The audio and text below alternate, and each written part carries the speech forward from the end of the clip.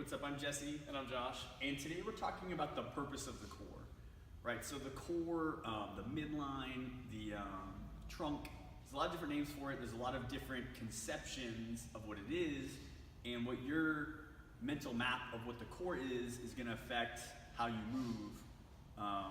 And so today what we're gonna talk about is, let's start out with Josh in hollow body. So if we're in hollow body, your core, your ability to brace your midline to stabilize during movement becomes everything from your toes extended out in front of you to your hands extended out overhead.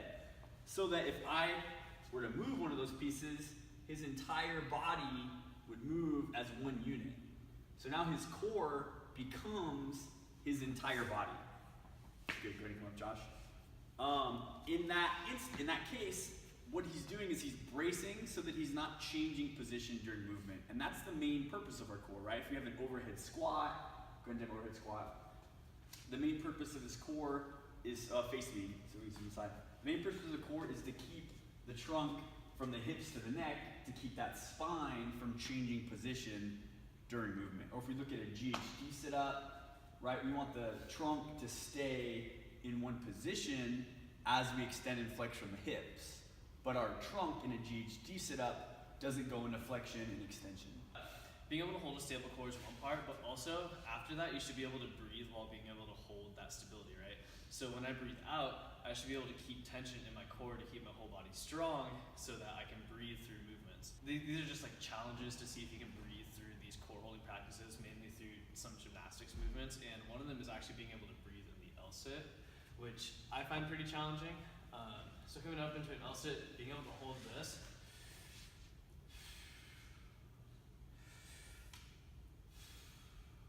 and still being able to like breathe through my diaphragm and keep that tension in my feet up as I go through. Yeah, it's easy in a 1 rep max back squat to do the core bracing sequence, to breathe in your diaphragm, to use your 360-degree breath to stiffen everything up so that we don't change position in our midline.